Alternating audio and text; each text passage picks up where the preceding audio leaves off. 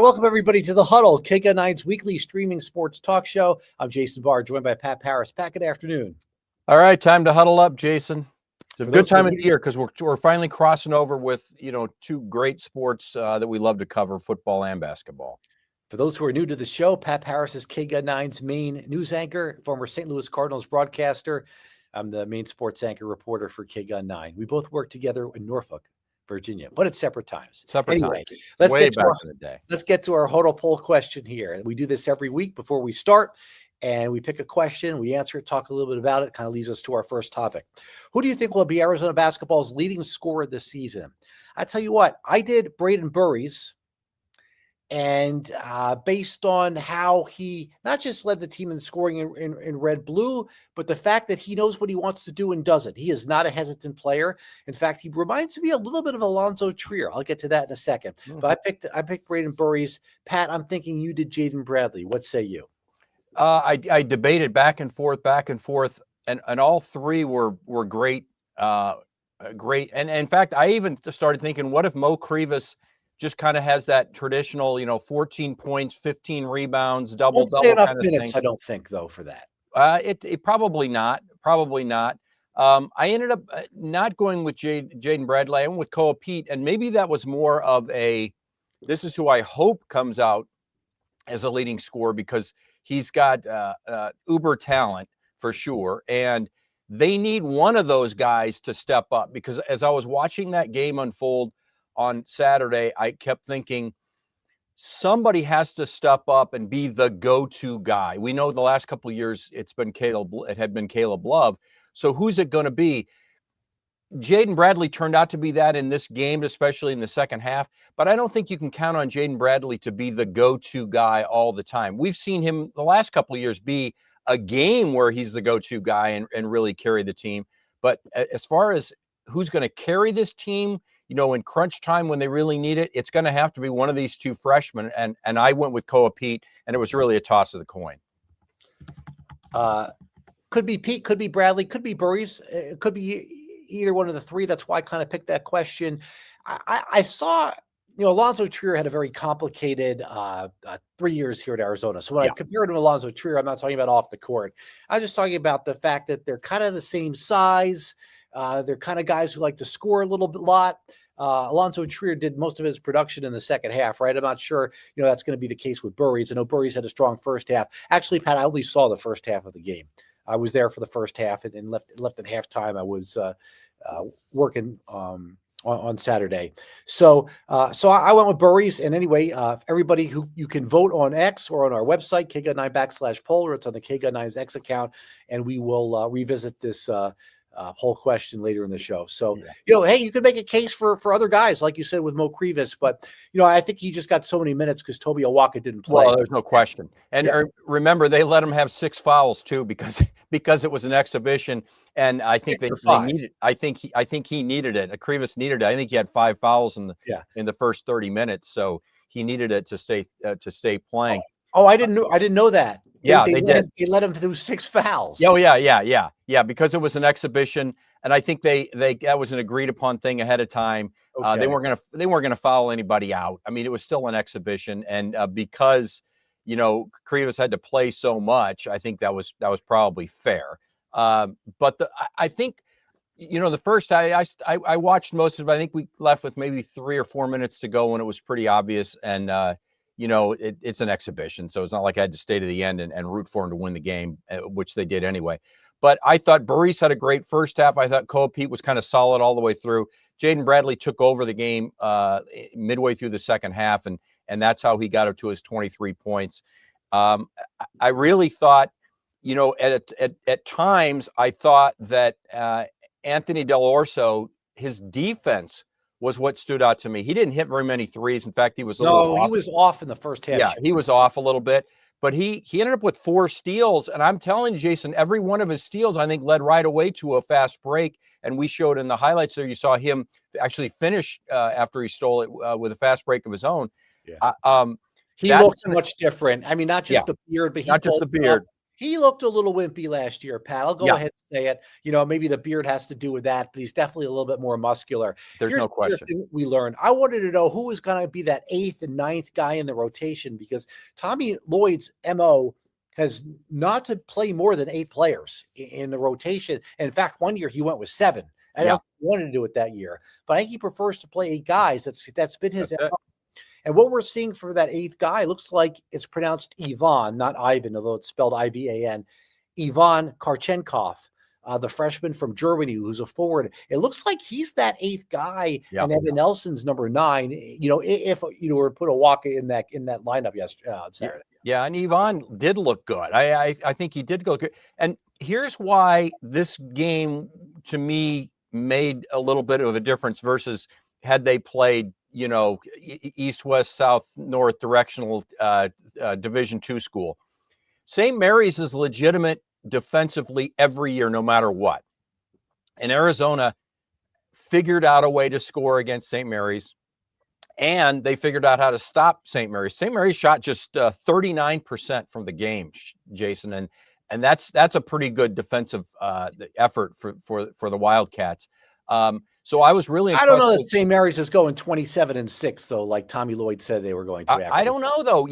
That they're competitive every year with Gonzaga. In fact, last year they had Gonzaga's number a couple of times. I really think St. Mary's is going to be a solid team. It doesn't matter where they end up. The fact is that was a way better first game out of the gate exhibition than we've ever seen them play opponent wise. And I think it sets them up nicely. Now they've got to wait. They got one more exhibition game that won't be Embry-Riddle Monday night. Yeah, won't be worth a dime. But I think it does give them an opportunity. They got to get Tobe Awaka back though, because I think it sounds like he's fine though. I think he is too. But you could definitely feel there's something missing without him on that. There team. was something missing because when Mo Krivas came out, that team just looked not nearly as tough, right? They were kind of disjointed. They didn't have a presence in the middle. And we know Tobe Awaka is even sometimes in some ways even more of a presence than the 7-footer Mo Krivas. So you've got to get him back in the lineup. He will be back in the lineup, but this team looks every bit as good as number 13 team in the country to me.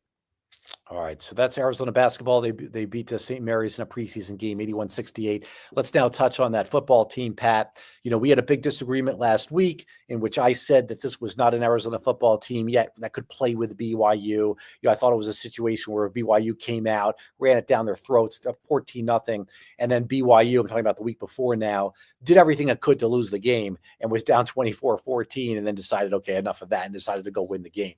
And I think what we saw against Houston was, an Arizona team that now is having difficulty stopping the run. This is 2 straight weeks that they cannot stop the run. This was not a great Houston team.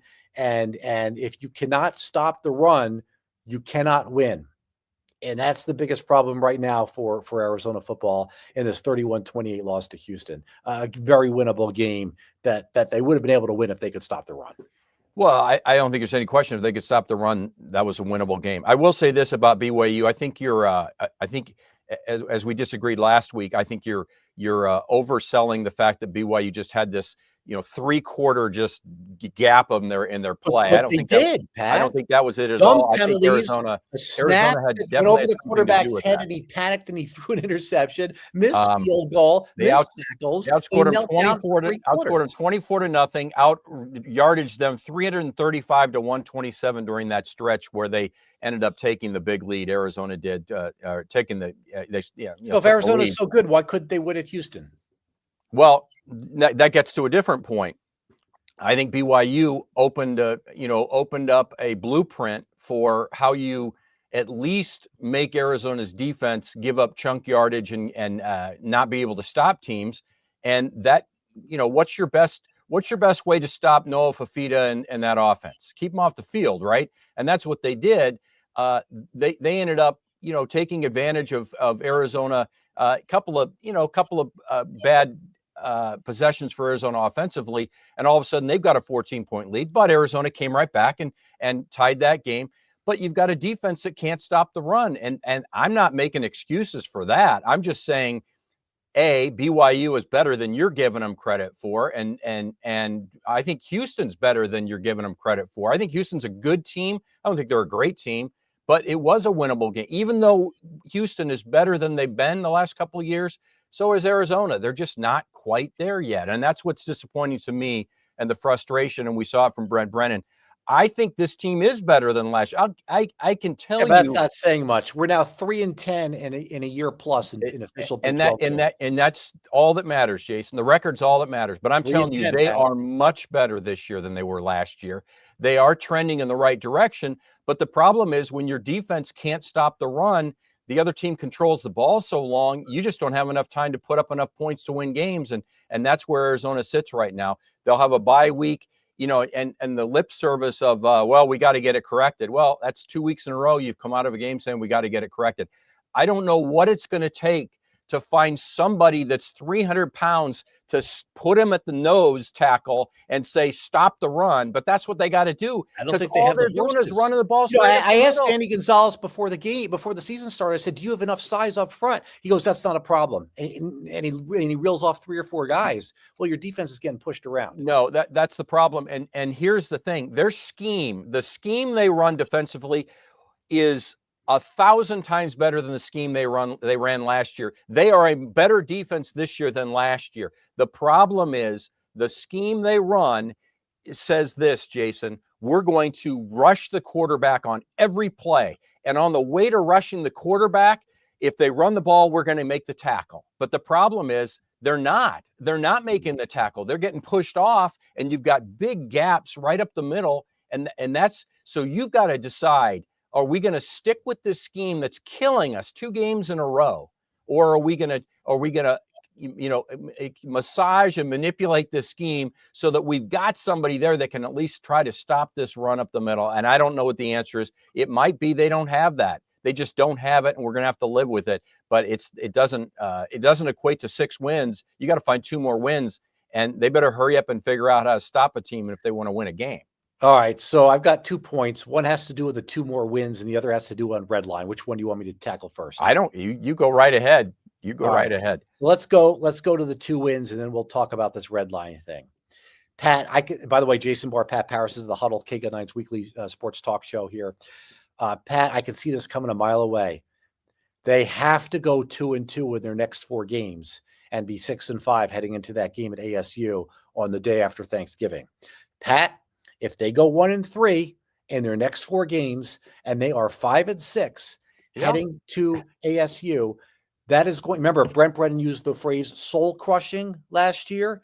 They are going to have another soul crushing experience because ASU will keep them out of a bowl game. They do not match up well with ASU. They are not as good as ASU. They are going on the road, and they are going to get beat by ASU in the finale. ASU just beat Texas Tech. Okay, they're not losing to Arizona at home. But to me, after what happened last year, after the game last year in this, ASU is not losing to Arizona in the finale. Let's remember this. Let's whoa it up on how great ASU is. ASU is a good team. Don't get me wrong. Texas Arizona doesn't match up against them. Texas Tech should have won that game. Texas Tech should have won that game. Arizona does not match up very well with Arizona State. And you're right. They've got to win 2 games in the next 4. There are winnable games. It's basically a toss-up in all the next 3 games they play. But the next 4 games they play, it's really a toss-up. They just got to find a way. Texas Tech, as our producer Ryan pointed out, missing their quarterback and still almost won that game, came back and took the lead and then lost late. Bottom line is Arizona's got to find a way. This can't be a repeat of last year where they got to 4 wins and never won another game. You've got to get 2 more wins. There are winnable that's games. Why you hear that distraught or despair in Brent Brennan's voice. I know he's a positive guy, and I'm sure he's positive, but you could kind of feel that in his post-game news I think it's the frustration of that game was there. That's 2 weeks in a row where the game was yours for the taking and you didn't do it. You had the lead very late in the 4th quarter. We're talking under a minute left in the 4th quarter. You had the lead in both those games, and you couldn't get it done. Not against Houston. They were down 28-14. What's that? Not against Houston. They were down 28-14. It was 28-28 with 4. They scored 4:48 left. Right. You said they had the lead, though. You're right. You're right. Yeah, I meant that they were not going to lose the game. You're right. It was a lead against BYU. It was tied against. All they had to do is is stop them, either get the ball back or have an opportunity in overtime, and they didn't do it. So the bottom line is he's distraught, disappointed, upset, everything that Wildcat fans are, that they couldn't get one of these two games as a win, if not both of them. I think Fafita's 24-26. I don't want to take a lot away from that, but it's a touch misleading when he won't throw the ball away and he's taking a sack and he's holding it too long. Well, he's that internal clock thing, and that's on him. I don't like that spin out. I know it worked for the touchdown for Luke Weissong a few weeks ago, but in general, I don't like that spin out thing that he does. He's not Mahomes. Well, not only that, that's what everybody expects him to do because he does it all the time. That's okay to do it every once in a while, have that as part of what you do, but you can't do it every time you feel pressure, spin out. Because what happens, a lot of times you spin right into the guy. That's right. You spin right into a 300-pound guy. Come up with another, how about this? Just throw it away.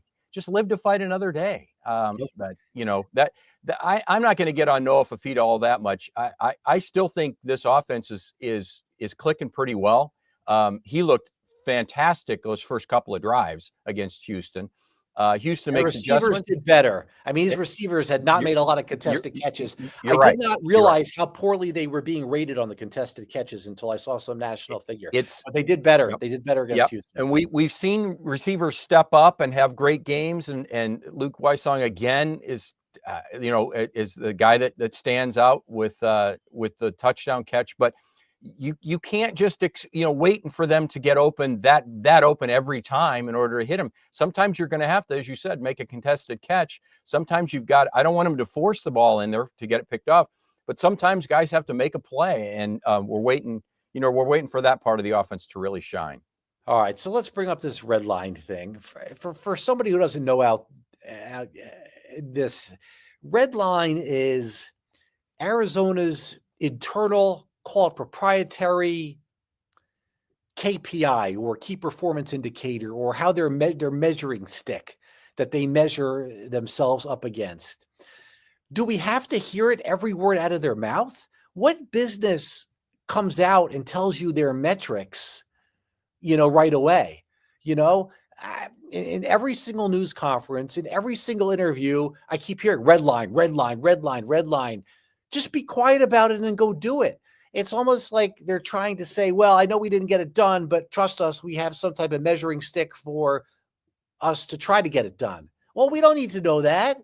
You sounds like an excuse even. Just keep it to yourself and do that. Red line's not going to win you a game. It's not a play. Well, I disagree. And here's why I disagree. No, red line doesn't win you a game. Attaining the red line performance wins you games. There's no question about it. And so that's where you're wrong. Reaching the red line. Why do we have to hear about it every 30 seconds? But that's what you don't understand is when you've got a team concept like this in a team game, and you've got a head coach who's set out a stated goal of this red line, this mantra, this line to reach in order for us to be successful. It spills out of the quarterback room. It spills out of the offense room, the defense room. So when you're talking to them, they're in that mindset of motivating and getting their players to reach the red line. Saying, and I don't have a problem with that. I think it's okay to have that. I don't think we need to hear about it every 2 seconds, every other word in a press conference. Almost every successful team I've ever covered has a mantra like that. When I covered the Cardinals for 20 years, it was the Cardinal way. You have to go about your business. You have to trust the process. I mean, it was all with Jed Fish. It was trust the process. It was that way with St. Louis Cardinals when I was there. What it is it becomes part of the vernacular. And unfortunately, in a case like this, you're tired of hearing about it.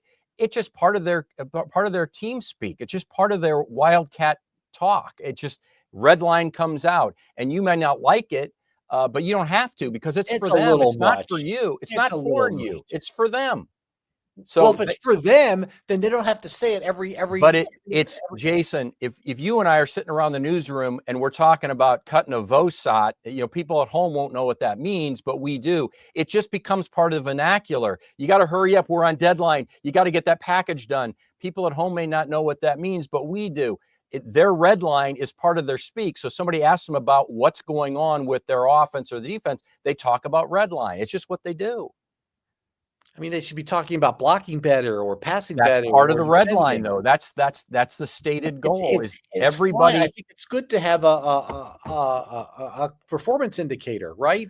Yeah. But I just don't think it needs that word needs to be shared every single comment out of the press box. It's enough already. I just think it's just part of their every moment of every minute of them being as part of a team. It just comes out, and I get it. It gets a little. It's been 2 years of it, but it really is supposed to be internal. Unfortunately, when they do interviews, it becomes external. It probably shouldn't. It's a little keep it to yourself and perform, because when they don't do well, it doesn't sound great is what I'm saying. It's like, it just sounds like coach speak a little bit.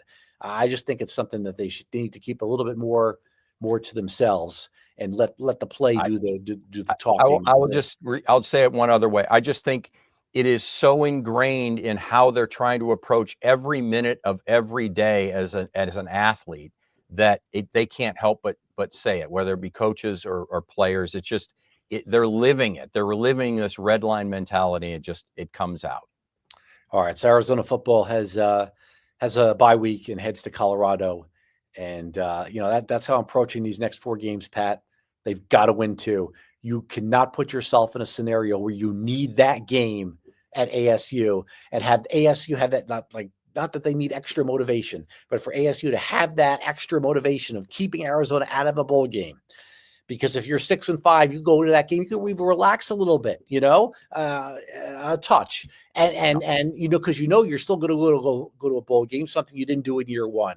I think that's the key for Arizona these next 4 games. They have to take a step. Find 2 wins. Jason, not go to that game 5 and 6. I don't think it's being overstated. If they don't make a bowl game, I wouldn't be surprised if Desiree Reed-Francois decides they're going to go in a different direction. Oh, I don't think so. I do. I don't think he's going to get another year.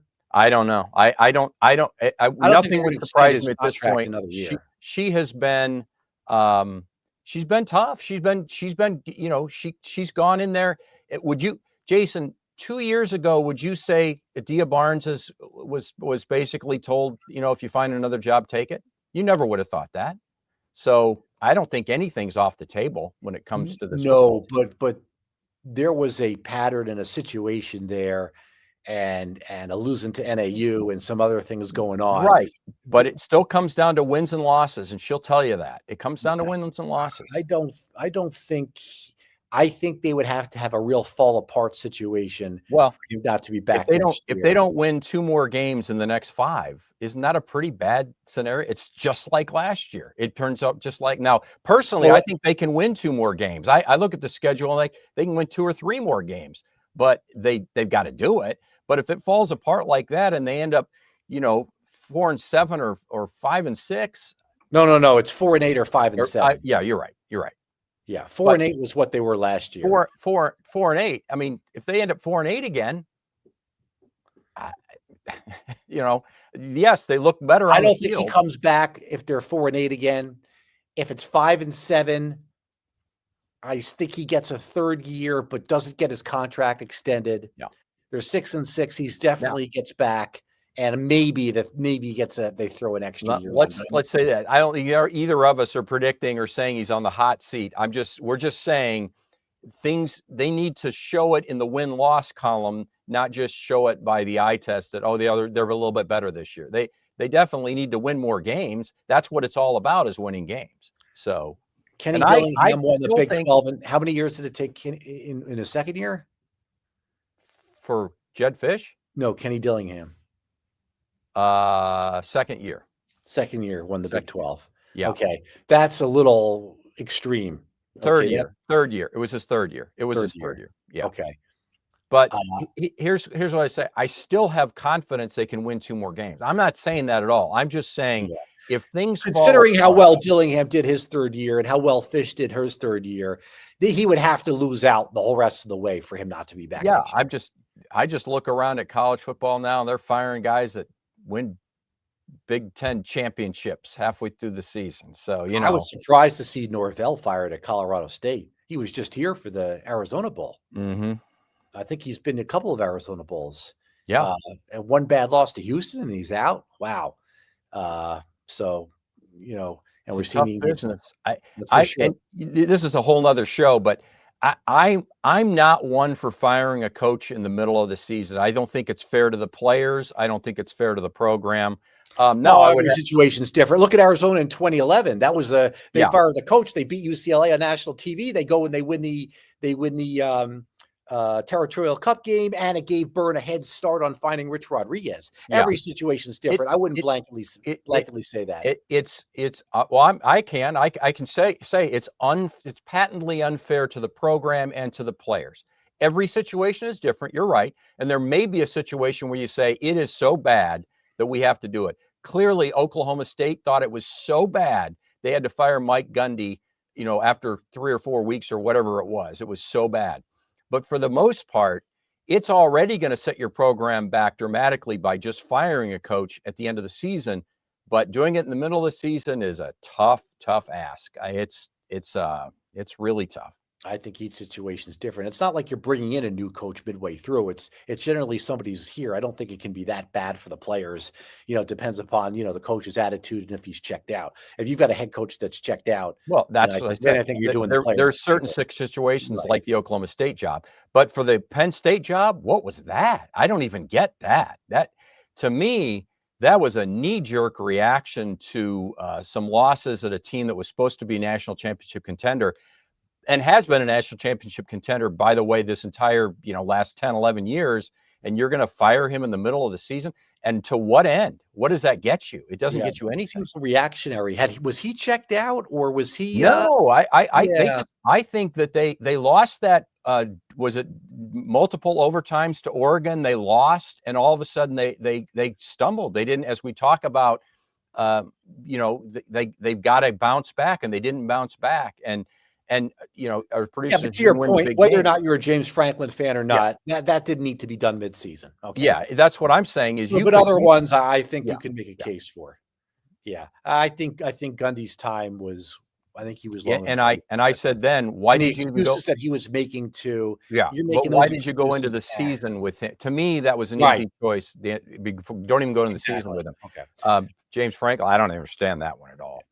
Yeah. All right. This has been the Huddle. We're up against the clock here. KGUN 9's weekly streaming sports talk show. For Pat We Parris. didn't show the results of the Oh, poll, thank did you, we? Pat. The Quick, Huddle poll quick. results. We'll do it before we get off the air. Yeah, we got a minute for the Huddle poll results. Who do you think is going to be Arizona basketball's leading scorer this season? Two Okay. freshmen, yep. People like the freshman. I think they're looking at Jaden Bradley last year and seeing that he didn't get that many points, but I think he'll take a little bit more of a scoring role. But yeah, it could be either way. It makes me feel like we had a good Huddle poll question this week. Yep, I do too. For Pat Parris, I'm Jason Barr. This has been the Huddle. Thanks everybody for watching, tuning in, and voting. We'll see you right back here same time next week.